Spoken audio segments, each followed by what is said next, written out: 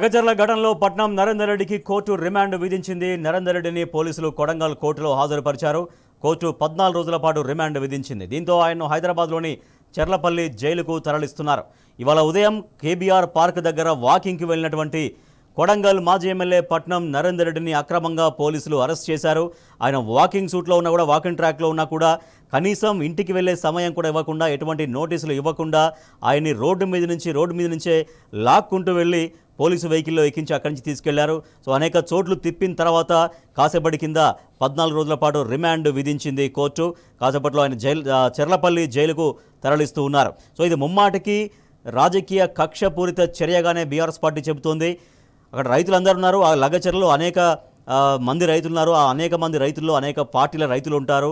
వాళ్ళ భూములు అప్పనంగా గుంజుకుంటుంటే, లక్షలాది విలువ చేసే భూములు చాలా తక్కువ ధరకు ప్రభుత్వం లాక్కుంటుంటే కడుపు మండినటువంటి రైతులు గత కొద్ది నెలలుగా ఆందోళన చేస్తున్నారు. ఎట్టి పరిస్థితుల్లో మేము ఇక్కడ ఫార్మా కంపెనీకి భూములు ఇచ్చేది లేదు అంటూ స్పష్టం చేస్తున్నారు. అయినా కూడా ప్రభుత్వం వాళ్ళ అభిప్రాయాల్ని గౌరవించకుండా, వాళ్ళ మాటల్ని పరిగణలోకి తీసుకోకుండా ముందుకు వెళ్ళింది.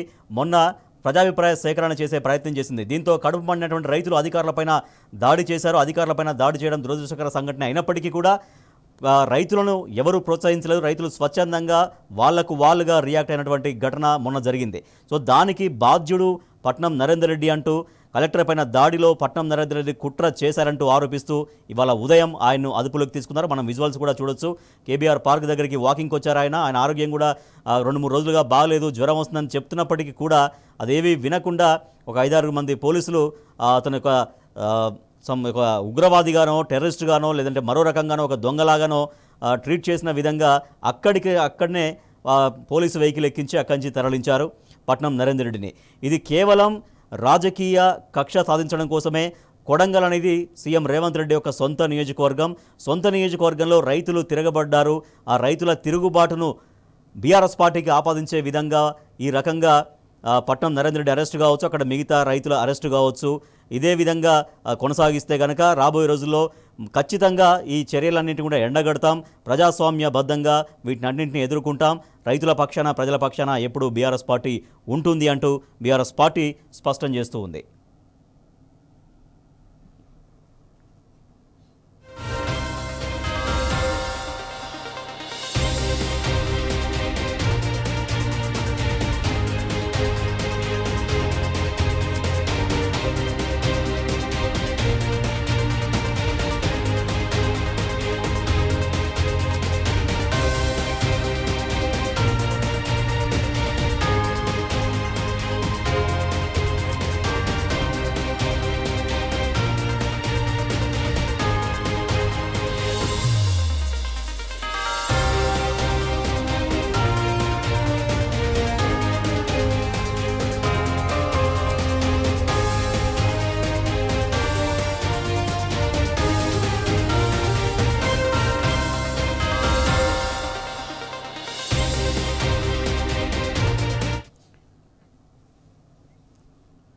రైట్, ఇవాళ ఉదయం హైదరాబాద్ కేబీఆర్ పార్క్ దగ్గర అరెస్ట్ అయినటువంటి పట్నం నరేందర్ రెడ్డికి కొడంగల్ కోర్టు 14 రోజుల పాటు రిమాండ్ విధించింది. చెర్లపల్లి జైలుకు తరలిస్తున్నారు పట్నం నరేందర్ రెడ్డిని. మా ప్రతినిధి వంశీ మనకు మరింత సమాచారం ఇస్తారు.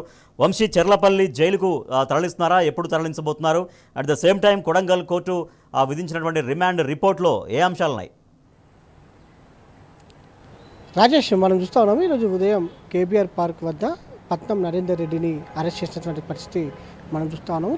తదుపరి అక్కడ నుంచి కొడంగల్కి సంబంధించి కావచ్చు, అక్కడ ఉన్నటువంటి పోలీస్ స్టేషన్లో విచారించినటువంటి సందర్భం మనం చూస్తూ ఉన్నాము. తదుపరి పరిగికి తీసుకొచ్చినటువంటి పరిస్థితి కూడా మనం చూస్తూ ఉన్నాము. అక్కడి నుంచి అటు ఏదైతే వైద్య పరీక్షల కోసం ప్రభుత్వ ఆసుపత్రులకు, కొడంగల్ ప్రభుత్వ ఆసుపత్రికి తీసుకెళ్లిన తర్వాత మెజిస్ట్రేట్ ముందు కొద్దిసేపటి క్రితం హాజరుపరిచినటువంటి పరిస్థితి కూడా మనం చూస్తూ ఉన్నాము. తదుపరి మెజిస్ట్రేట్ దగ్గర హాజరుపరిచిన తర్వాత 14 రోజులు జ్యుడిషియల్ రిమాండ్ విధిస్తున్నట్టు కూడా కొద్దిసేపటి క్రితమే ప్రకటన చేసినటువంటి పరిస్థితి కూడా మనం చూస్తూ ఉన్నాం. ప్రజెంట్ కొడంగల్ నుంచి కొడంగల్ నుంచి చెర్లపల్లి జైలుకి ప్రజెంట్ తరలిస్తూ ఉన్నారు. మార్గమధ్యంలో ఉన్నటువంటి పరిస్థితి కూడా మనం చూస్తూ ఉన్నాము.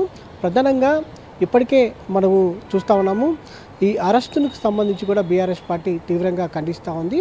ప్రజా సమస్యలపైన ప్రశ్నిస్తే జైలుకు పంపిస్తారా, ప్రజా సమస్యలపైన పోరాటం చేస్తే దాడులు చేస్తారా అని కూడా బీఆర్ఎస్ పార్టీ ఇప్పటికే ప్రశ్నించినటువంటి పరిస్థితి కూడా మనం చూస్తూ ఉన్నాము. గత కొద్ది రోజుల నుంచి కూడా అక్కడ ఏదైతే కొడంగల్లో రైతులకు సంబంధించినటువంటి ఫార్మాసిటీకి సంబంధించి రైతుల వద్ద నుంచి భూములు తీసుకోవాలని కూడా ప్రభుత్వం ప్రయత్నిస్తున్నటువంటి నేపథ్యంలో తమ భూములు ఇవ్వమని కూడా రైతులు గత 4 నెలల నుంచి కూడా ఆందోళన కార్యక్రమం చేసినటువంటి పరిస్థితి కూడా మనందరికి కూడా కనిపిస్తూ ఉంది. ఏదైతే 2 రోజుల క్రితం అక్కడికి వెళ్ళినటువంటి అధికారులపైన అక్కడ ఉన్నటువంటి ప్రజలు కావచ్చు, రైతులు తిరగబడినటువంటి పరిస్థితి కూడా మనం చూస్తూ ఉన్నాం.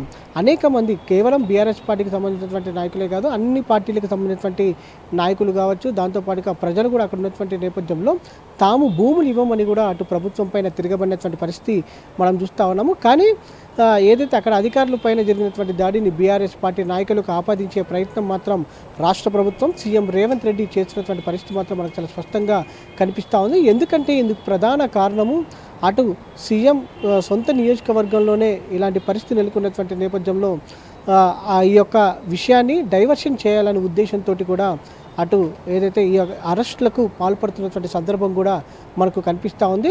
గత కొద్ది రోజుల నుంచి కూడా బీఆర్ఎస్ పార్టీ కూడా పోరాటం చేస్తూ ఉంది. రైతుల పక్షాన అక్కడ ఏదైతే బీఆర్ఎస్ పార్టీ నేత పట్నం నరేందర్ రెడ్డి పాదయాత్ర నిర్వహించినటువంటి సందర్భం కూడా చూస్తూ ఉన్నాము.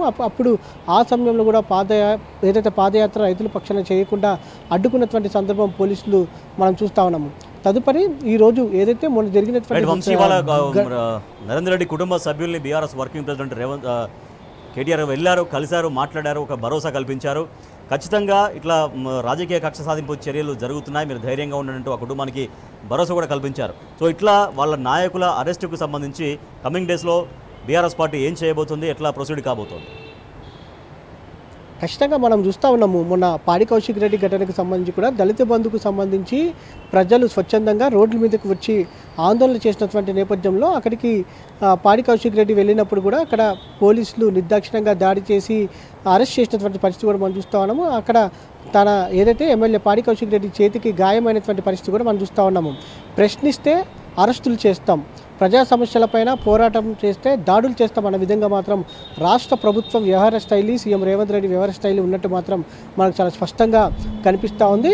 ప్రధానంగా ఇలాంటి దాడులకు తాము ఎంత మాత్రం భయపడబోమని కూడా ఇప్పటికే BRS party working president KTR ప్రకటన చేసినటువంటి పరిస్థితి కూడా మనం చూస్తూ ఉన్నాము. ఏదైతే ఈరోజు ఉదయం ఏదైతే పట్నం నరేందర్ రెడ్డి అరెస్టుకు సంబంధించినటువంటి ఈ నిర్దాక్షిణ్యంగా ఒక కక్షపూరితంగా అరెస్ట్ చేసినటువంటి పరిస్థితి మనం చూస్తూ ఉన్నాము.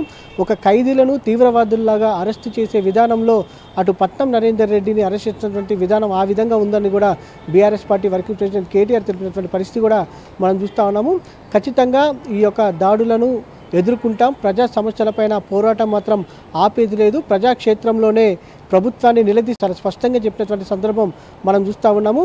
అటు ఏదైతే కొడంగల్కి సంబంధించినటువంటి రైతులు ఎవరైతే ఉన్నారో వారి పక్షాన అటు కోర్టులో వాదిస్తాము, వారి యొక్క సమస్యలపైన పోరాటం చేస్తాం. దాంతోపాటుగా ప్రజాక్షేత్రంలో రైతుల పక్షాన నేరుగా కొడంగల్కి వెళ్ళి అక్కడ ప్రజల పక్షాన కూడా పోరాటం చేస్తామని కూడా కొద్దిసేపటి క్రితం నిర్వహించినటువంటి మీడియా సమావేశంలో కూడా స్పష్టం చేసినటువంటి పరిస్థితి కూడా మనం చూస్తున్నాం. దీంతో పాటుగా కొద్ది నెలల క్రితం, దాదాపుగా 4 నెలల క్రితం అటు సీఎం రేవంత్ రెడ్డి సోదరుడు తిరుపతి రెడ్డి నేరుగా ఒక రైతుకు ఫోన్ చేసి బెదిరించినటువంటి ఆడియో కాల్ను కూడా మనం గతంలో విన్నాము. భూములు ఇవ్వకపోతే తన్ని తీసుకుంటామనేటువంటి ఆడియో కాల్ కూడా గతంలో వైరల్ అయినటువంటి నేపథ్యం మనం చూస్తూ ఉన్నాము. కానీ ఆ యొక్క వైరల్కి ఏదైతే ఆడియో కాల్కి సంబంధించి ఏవైతే ఆడియో కాల్స్ అయినాయో వాటిపైన కూడా ఇప్పటివరకు ప్రభుత్వం స్పందించలేదు.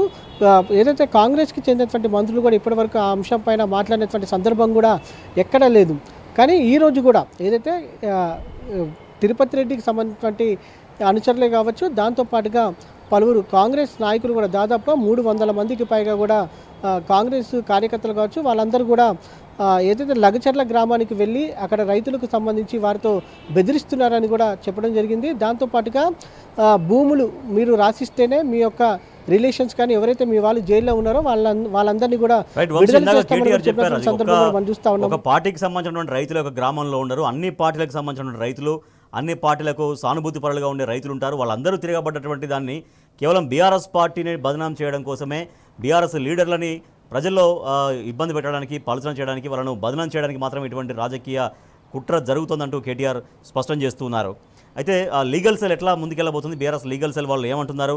14 రోజుల రిమాండ్ పట్నం నరేందర్ రెడ్డికి విధించినటువంటి ఈ పరిస్థితుల్లో ఖచ్చితంగా అక్కడ రైతులకు జరిగినటువంటి అన్యాయానికి సంబంధించి కోర్టులోనే తేల్చుకుంటామని కూడా ఇప్పటికే ప్రకటన చేయడం జరిగింది. రైతుల పక్షాన కావచ్చు, ప్రజల పక్షాన కూడా నేరుగా కోర్టులోనే ఏదైతే పోరాటం చేస్తాము, ఏదైతే ప్రభుత్వం యొక్క వైఖరిని ఎండగడతాము, ప్రజల పక్షాన తాము ఎప్పుడు పోరాటం చేస్తామని కూడా కొద్దిసేపటి క్రితమే BRS party working president KTR కూడా స్పందించినటువంటి పరిస్థితి కూడా మనం చూస్తూ ఉన్నాము. ఎవరైతే రైతులు భూములు కోల్పోయేటటువంటి రైతులు ఉన్నారో, ప్రజలు ఉన్నారో వారి పక్షాన ఖచ్చితంగా తాము పోరాటం చేస్తాం, అటు లీగల్గా కావచ్చు, దాంతోపాటుగా ప్రజాక్షేత్రంలో కూడా పోరాటం చేస్తామని కూడా ప్రకటన చేసినటువంటి సందర్భం కూడా మనం చూస్తూ ఉన్నాం. బీఆర్ఎస్ లీగల్ సెల్ కూడా అనేక అంశాల మీద కాంగ్రెస్ ప్రభుత్వం తీసుకున్నటువంటి అనాలోచితమైనటువంటి అనేక నిర్ణయాలపైన కూడా ఇప్పటికే కోర్టులో పోరాటం చేసినటువంటి పరిస్థితి కూడా మనకు కనిపిస్తూ ఉంది. ప్రధానంగా మూసీకి సంబంధించినటువంటి అంశం ఏదైతే బాధితులు ఉన్నారో, ప్రజలు ఉన్నారో వారి పక్షాన కూడా ఇప్పటికే పోరాటం చేసినటువంటి పరిస్థితి మనకు కనిపిస్తూ ఉంది. దాంట్లో పాటుగా నిరుద్యోగులకు సంబంధించినటువంటి అంశాలపైన గతంలోనే పోరాటం చేసినటువంటి పరిస్థితి కూడా మనం చూస్తూ ఉన్నాము. ప్రజెంట్ ఏదైతే కొడంగల్కి సంబంధించినటువంటి రైతులు ఎవరైతే ఉన్నారో, ఫార్మాసిటీకి సంబంధించి భూములు లాక్కోవాలని ప్రభుత్వం చూస్తుందో వారి పక్షాన కూడా కోర్టులో పోరాటం చేస్తామని కూడా ఇప్పటికే ప్రకటన చేసినటువంటి పరిస్థితి కూడా మనం చూస్తూ ఉన్నాము. దాంతోపాటుగా ఇప్పటికీ అటు ఏదైతే ముచ్చర్ల కావచ్చు, కొడంగల్కి సంబంధించినటువంటి ఫార్మాసిటీ రైతులు కూడా ఎవరు ఉన్నారో వారి పక్షాన కూడా బీఆర్ఎస్ పార్టీ పోరాటం చేసినటువంటి పరిస్థితి మనం చూస్తున్నాం. ఇలా అనేక అంశాలపైన ప్రజాపక్షాన అటు కోర్టులో పోరాటం చేసినటువంటి పరిస్థితి కూడా మనకు కనిపిస్తూ ఉంది. ఏదైతే రాష్ట్ర ప్రభుత్వం, ముఖ్యమంత్రి రేవంత్ రెడ్డి అనాలోచిత నిర్ణయాల వల్లనే మొన్న ఏదైతే రైతులు తిరగబడినటువంటి పరిస్థితి కూడా మనం చూస్తూ ఉన్నాము. ప్రజలు ఏదైతే అటు అధికారులపైన తిరగబడినటువంటి పరిస్థితిగా మనం చూస్తూ ఉన్నాము. ప్రధానంగా సీఎం రేవంత్ రెడ్డి అనాలోచిత నిర్ణయం వల్ల అటు ప్రజలు కావచ్చు, అధికారులు కూడా ఇబ్బందులకు పడేటటువంటి పరిస్థితి మాత్రం రాష్ట్రంలో నెలకొన్నటువంటి సిచ్యువేషన్ మాత్రం మనకు కనిపిస్తూ ఉంది. ఎందుకంటే మూసీ విషయంలో కూడా అటు అధికారులపైన ప్రజలు గతంలో తిరగబడినటువంటి పరిస్థితి కూడా మనం చూస్తూ ఉన్నాము. ప్రజెంట్ బీసీ కులగణన పేరుతోటి, ఏదైతే సామాజిక కులగణన పేరుతోటి ప్రభుత్వం చేస్తున్నటువంటి ఆ కులగణన పైన కూడా ప్రజలు తిరగబడుతున్నటువంటి పరిస్థితి మనకు కనపడుతూ ఉంది. ఇలా అనేక అంశాల పైన కూడా చూస్తే మాత్రం ప్రజలు తిరగబడుతున్నటువంటి సందర్భం మాత్రం మనకు కనిపిస్తుంది. రాజేష్.